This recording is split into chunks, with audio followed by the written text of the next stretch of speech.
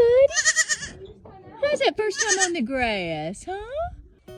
Would you believe me if I told you that the most stubborn and charismatic leader on our farm is a kid goat born on the coldest night when his brother and sister froze to death before dawn? Thank you, boy. You coming out? Oh, goodness. Oh, my. Whoa, jeez. That was, whoa. When Butterbean was born, the world was not kind to him. His brother and sister froze to death before dawn because their mother, a first-time goat, was unable to keep her babies warm. I stood nearby, having stayed up all night helping the other goats give birth, hoping that everything would be all right. But hope is a fragile thing in the frost. In the morning, I saw that only one of the three showed signs of life. He was barely breathing and let out a faint, plaintive squeak. That was enough. I picked him up, held him close, rushed into the house, and woke up all my children. Come downstairs. We have to try to save this kid. You ready for breakfast?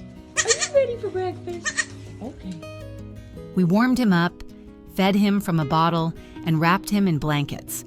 He didn't get up for the first day. Most kids get up almost immediately, but he lay there silently, as if he himself was not sure if he had a future. I didn't leave his side for a moment. At times like these, you're not just caring for someone. You're fighting for them. I'm letting go a little bit. That's good. Look at that. Oh. And then he got up, awkwardly, unsteadily, but still on his feet. Oh my gosh, look at that little thing. We held our breath and then exhaled together. He'll live, I whispered. Yeah! Yay! You did it! You did it!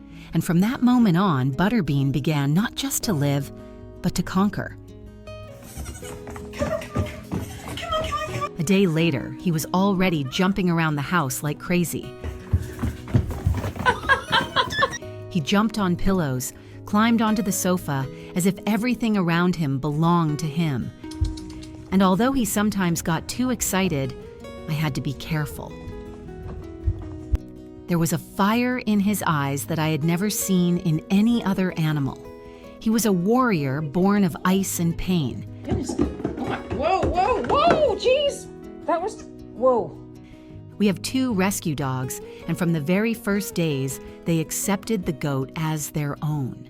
They played together, and Butterbean began to behave like a puppy.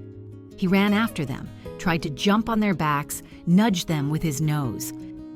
When the dogs knocked him down, he didn't get upset. On the contrary, he got up again and again. These falls became training for him, and soon he was as agile as his tailed companions. Oh, you got up the steps! A month later, Butterbean's personality began to emerge. He started to dominate, trying to boss the dogs around, jumping on them like a real leader. They just wagged their tails. They liked the game. It was never a problem. Well, almost never. When he started running around the house at night, bleating loudly and butting bowls, I said, "It's time for you to go outside and be a goat." And I took him out to the pen. But this exile only strengthened his spirit. In the pasture, Butterbean quickly became the leader, not because of his size or strength, but because of his charisma. He walked ahead as if he knew where to go. The other goats followed him, and the dogs continued to play with him as an equal.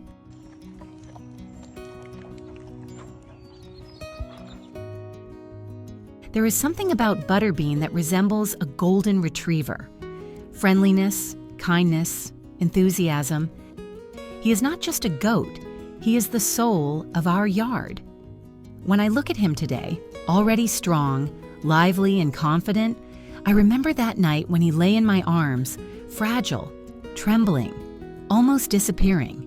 He survived, and he no longer has anything to prove to anyone.